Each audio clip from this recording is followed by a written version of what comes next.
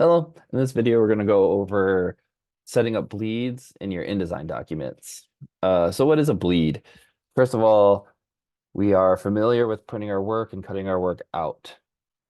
In the case that you want an image to go up to the edge of your page, you don't want to be responsible for having to cut, let's say, this edge to this edge without any margin of error, right? If I were to ask you to cut this bubble out, and you try to use an X-Acto knife with a ruler and go along the edge of this sort of like purple sky, immediately, if you were even just the slightest bit, like 1/1000th of an inch off, you would start to get these white slivers. We want to avoid that. We want to be able to work fast and not have to be so meticulous. The way we do that is giving us a little bit of a space within this purple to cut into such that the resulting image is the size that we want it to be, with the ability to still trim off some of its edge. That is called a bleed. In graphic design, we use those all over the place, but specifically for printed material. So think like postcards, business cards, posters, books. So how do we set up a bleed? You can do it from your new document. So if we go file new document, so let's just, set a letter size page here. We don't use pica here, never do. You'll see all the information is regular, but now now you can acknowledge this section that says bleed and slug. You can add it here. Always use probably around an eighth of an inch, 0.125 inches or 9 points.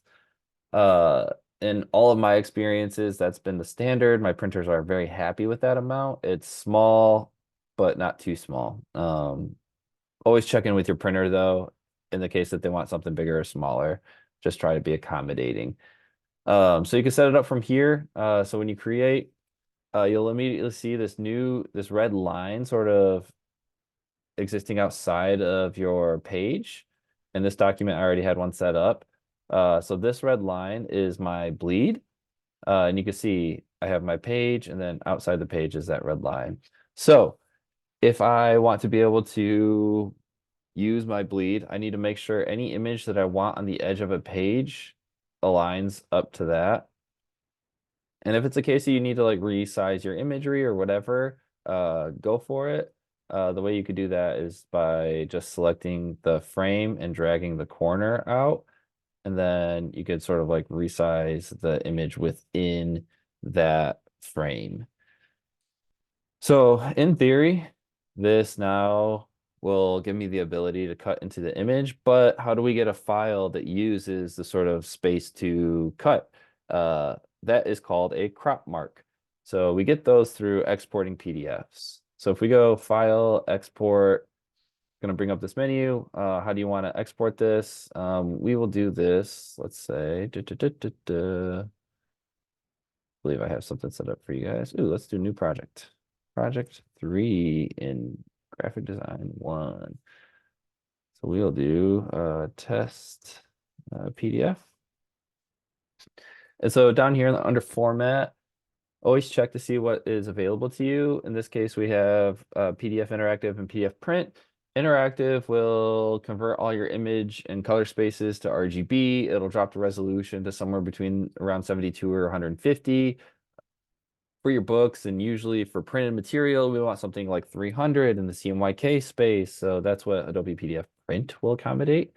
So name it, choose where you want to save it. And when you click save, it's going to bring up another menu. This menu is the export Adobe PDF options. So the very first thing you want to do, drop down here, see what options are available to you. I usually start with high quality print and I edit these settings, but understand that press quality is also very high quality. Some printers request that. Smallest file size, that's kind of nice when you're just emailing overall layout and stuff like that. So like, hey, does this look good organizationally? This is not a print file. That's a really good use case for it. But we'll start with high quality print. And then look at these settings. So you could target specific pages if you have multiple pages in your book. You could do all the pages. You could export them as pages, individual one by one, or spreads, so left and right together, it'll put them together. In this case, I don't have that yet. So I'll just do pages, but then I want to go to the section on the left that says marks and bleeds. And I want to include my crop marks. If I include the bleed marks, it's just going to tell me where the bleed ends. I don't really care about that. I care where I want to cut this thing. So crop marks for sure. And then bleed settings, use your document bleed settings. So I set mine up to be 1/8 of an inch. So if I check this box, you're going to see it automatically shift 2.125 inches, and that's great. And so now when I export it, I should have a document. I totally have a document. Where is it?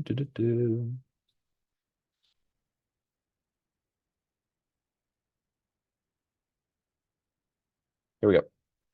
So you can see I have my PDF, and you can see everything in the corner, those black hashes. Those are called crop marks.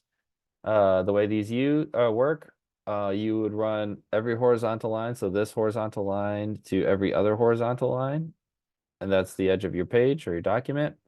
But you can see it's having me cut into the image, and the resulted size will be exactly what I wanted it to be. Um, so that's lovely. So that's how you should be exporting all of your work from now on, especially if you have imagery or color or anything that extends past the page, or at least to the edge of the page. Give yourself the grace to be able to get to the edge without having to show white lines or be excruciatingly precise. Great, thanks.